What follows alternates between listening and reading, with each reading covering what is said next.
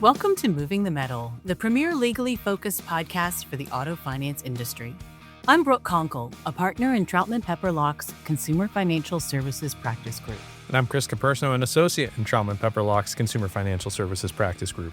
Today we'll be talking about doc fees in vehicle transactions and pending legislation in California and Louisiana that could impact dealers' ability to charge doc fees and potential caps on doc fees. But before we jump in, let me remind you to please visit and subscribe to our blogs. We have two great ones that may be of interest to you, TroutmanFinancialServices.com and ConsumerFinancialServicesLawMonitor.com. Also, we have a bevy of other podcasts that you might find interesting.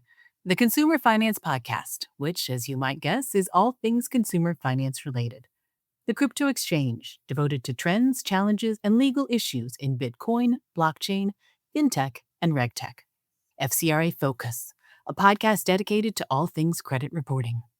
Unauthorized Access, a deep dive into the personalities and issues in the privacy, data, and cybersecurity industry.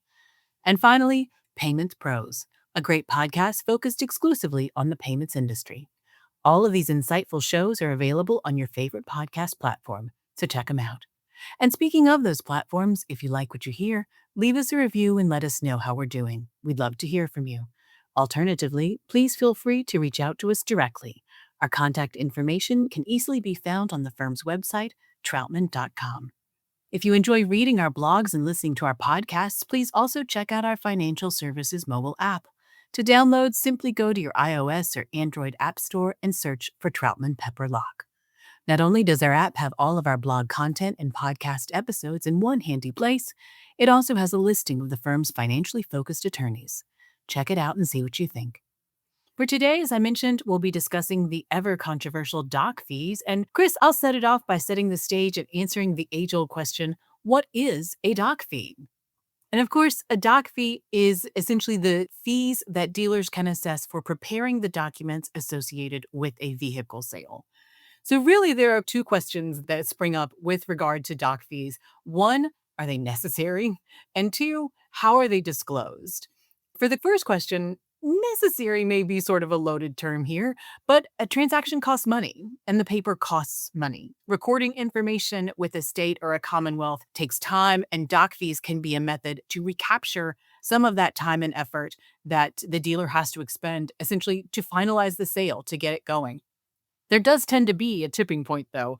When is a doc fee an effort to truly recapture that money associated with documenting the transaction, getting everything on file with the state? And when is it an effort to just kind of add more money to the vehicle price? So that's sort of cabined off as one issue with doc fees.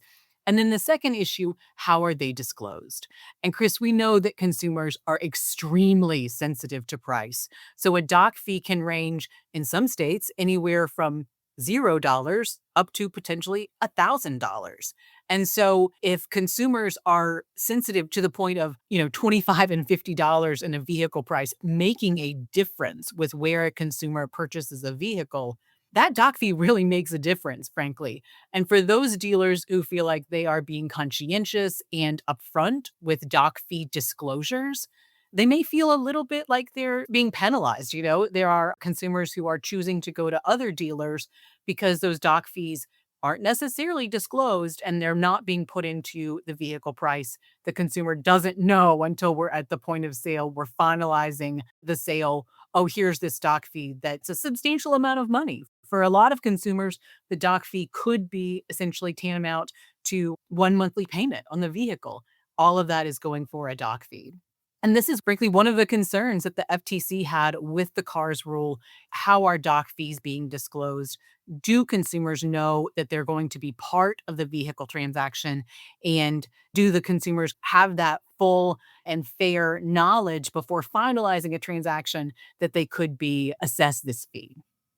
With that basic information that Brooke just provided, we wanted to highlight a couple big pieces of legislation that have come through in recent weeks, really, that have had some real movement.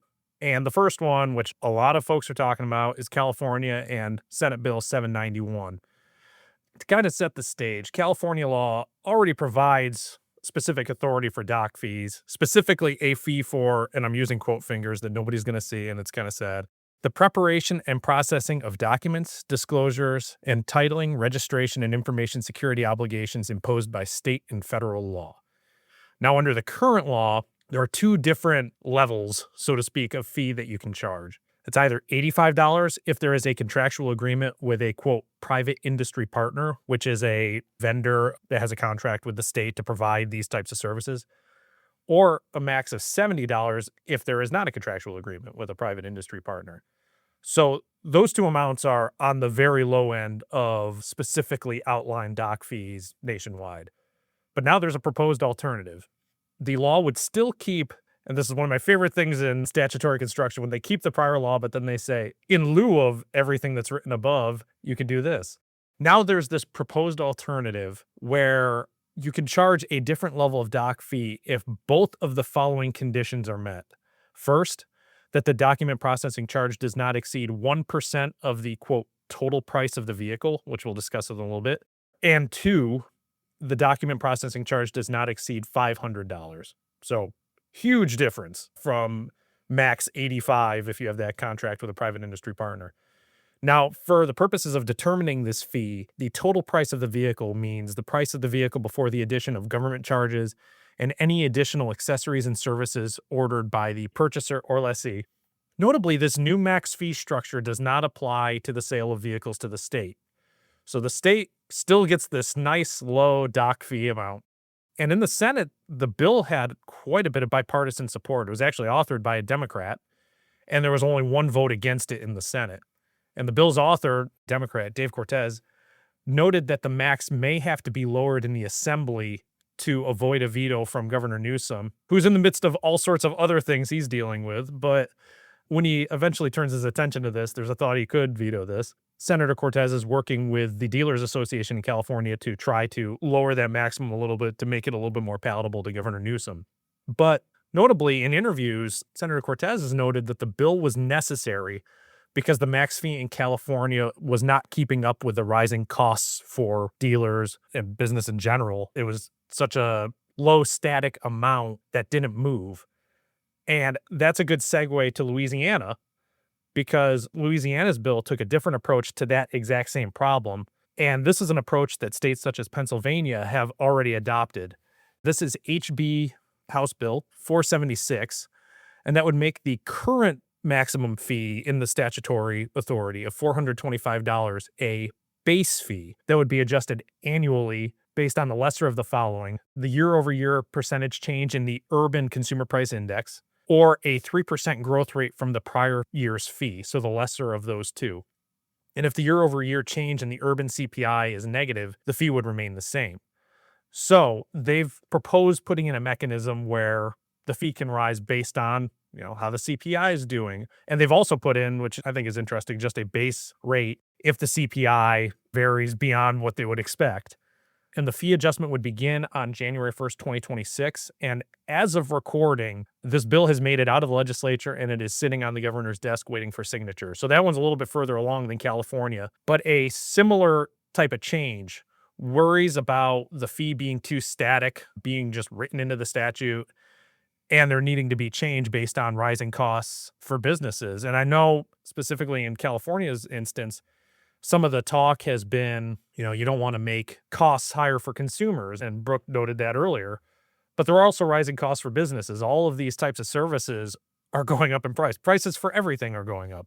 Businesses are also dealing with that kind of a pinch, and they need to be able to compete. And both California and Louisiana are looking at this and saying, okay, we need to have some mechanisms in place so that dealers can be equipped to charge a little bit higher to be able to cover their costs. I think what I find so interesting, frankly, is the California bill, because as we both know, California was one of the states that really took the mantle of the FTC, specifically with regard to the CARS rule. And as the CARS rule has died, California is one of those states where we anticipate we're going to see legislation that mimics the CARS rule. And yet, in this bill, essentially, there's kind of a validation from the business standpoint that this is a legitimate fee. This does not fall totally under the umbrella of a junk fee, as we know was a huge focus for both Director Chopra and Lena Khan. There still is I guess, an understanding from state regulators, at least, that this fee does have legitimacy. This is a real cost, a real burden on dealers that they have, frankly, a right to recover. And just as you said, it really does come down to one, how it's disclosed, and two, this can be a lot of money in some instances. But it really is important, I think, that we all know that this shows states signing on with the legitimacy of a dock fee to begin with, that this is a way that dealers can recover some of their costs. And that's such a great point because, of all states, it's California with bipartisan support for this. So if you ever wanted to hammer home that point that doc fees are not junk fees and they are covering actual costs, look no further than a unified California Senate putting forth a bill and voting on it with one no. Like I said, the amount is up for debate and they're looking to lower it in conjunction with industry, which is exactly what you want. You want the legislature to be talking to industry, trying to figure out what's a good amount. This may not fly with our governor, but we agree this needs to be higher. Where can we go where it's going to make industry be able to compete and still be able to go through the process? It's a very bizarre look at politics working and parties doing what they should to try to push this across the line. What's that like? I don't know that we've seen that in quite some time. California, the shining beacon for all. Chris, what does this mean for litigation, essentially? We have, just as we've talked about, states sort of legitimizing the dock fee, but also we have guidance from the FTC and federal agencies characterizing these as junk fees. So where do we go from here? The litigation could be in places like California, if this bill is passed, anything beyond the cap that's set by the statute, or litigation related to how that fee is disclosed.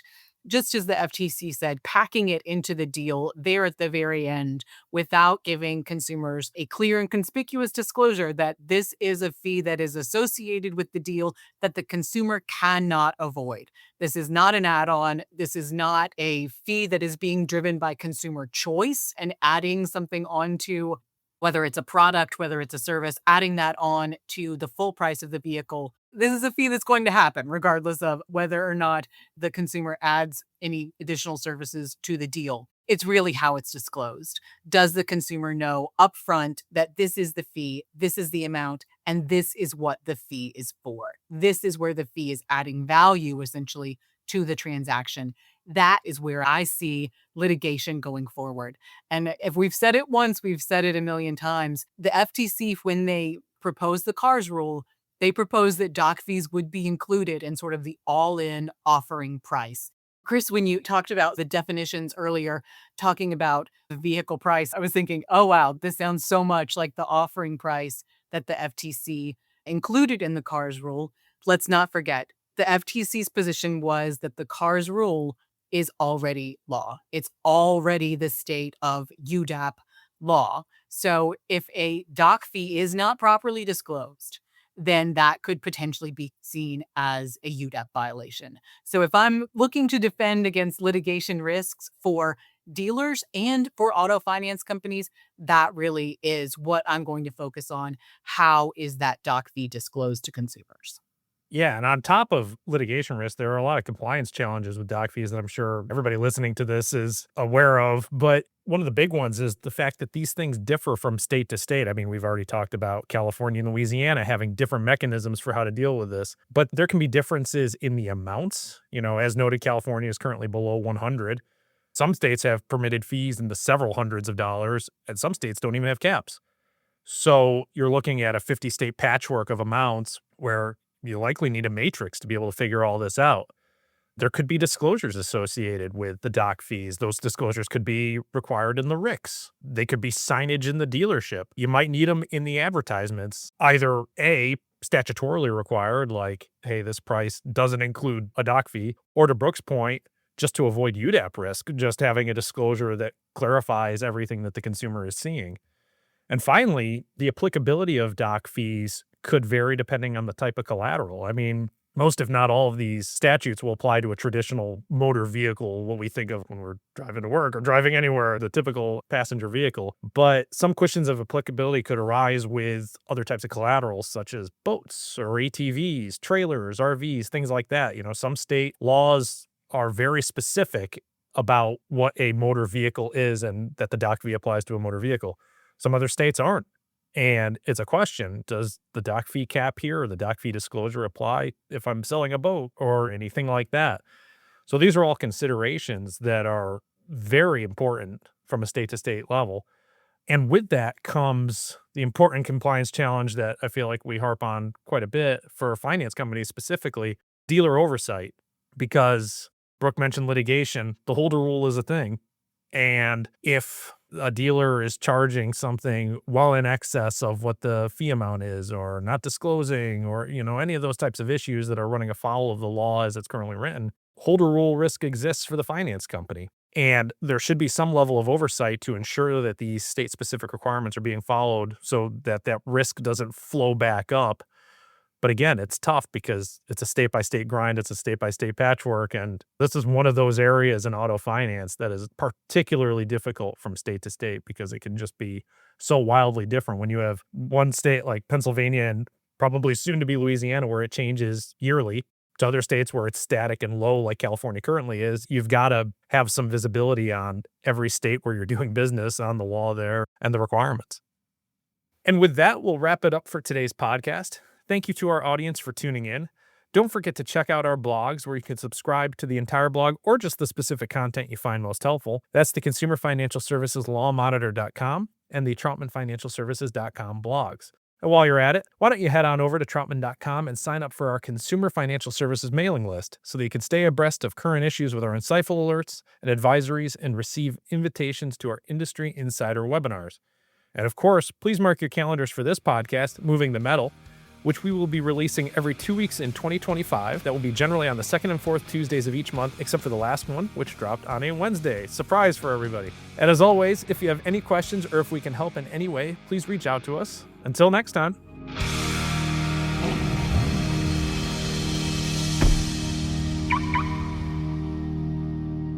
Copyright Troutman Pepperlock LLP. These recorded materials are designed for educational purposes only. This podcast is not legal advice and does not create an attorney-client relationship. The views and opinions expressed in this podcast are solely those of the individual participants. Troutman does not make any representations or warranties, expressed or implied, regarding the contents of this podcast. Information on previous case results does not guarantee a similar future result. Users of this podcast may save and use the podcast only for personal or other non-commercial educational purposes. No other use, including without limitation, reproduction, retransmission, or editing of this podcast may be made without the prior written permission of Troutman Pepperlock. If you have any questions, please contact us at troutman.com.